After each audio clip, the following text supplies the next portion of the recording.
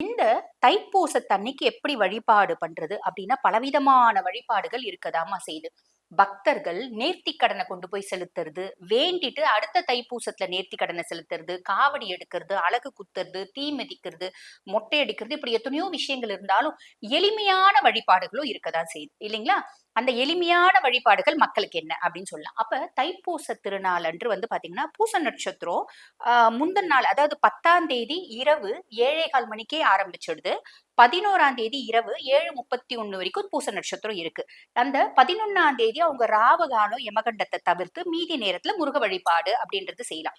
முருக வழிபாடு செய்யும்போது, வேல வச்சு மட்டும் வழிபாடு பண்ணலாமா?